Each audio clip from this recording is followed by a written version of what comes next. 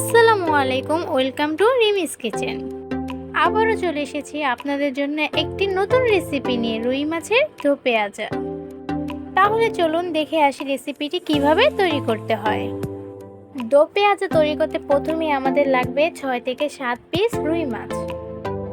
তারপর আমাদের লাগবে 1 কাপ পেঁয়াজ কুচি, ফালি করা টমেটো 2 থেকে 3টি, কাঁচামরিচ 4 থেকে 5টি, তেল পরিমাণ মতো, আদা রসুন বাটা 1 চা চামচ, ধনেপাতা কুচি 2 টেবিল চামচ, তারপর হলুদ, মরিচ, জিরা ও ধনে গুঁড়া 1 চা চামচ করে নিয়েছি, আর লবণ নিয়েছি স্বাদ মতো। সবগুলো উপকরণ ঠিক মতো নিয়ে এখন আমরা রান্নায় চলে যাব। প্রথমে একটি কড়াইতে পরিমাণ মতো তেল নিয়ে নিব। তারপর মাছগুলো ভালো করে ধুয়ে হলুদ লবণ মাখিয়ে ভেজে নিব।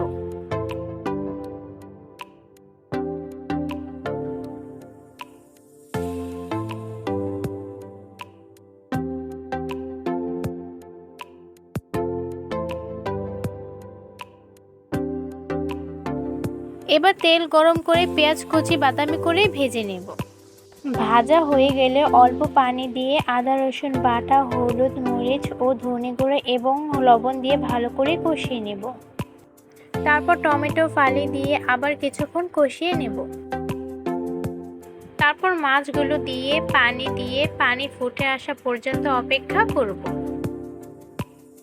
ফুটে উঠলে মরিচ, জিরা গুঁড়া ও ধনে পাতা কুচি দিয়ে নেড়ে রান্না করব 5 থেকে 6 মিনিট। রান্না হয়ে গেলে পাত্রে রেখে পরিবেশন করুন সুস্বাদু রুই মাছের দো পেঁয়াজা। রেসিপিটি ভালো লাগলে লাইক এবং সাবস্ক্রাইব করে আমার পাশে থাকুন। নিশ্চয়ই বাসায় রেসিপিটি ট্রাই করবেন, আর কেমন হয়েছে কমেন্টে জানাতে ভুলবেন না। ধন্যবাদ, বাই।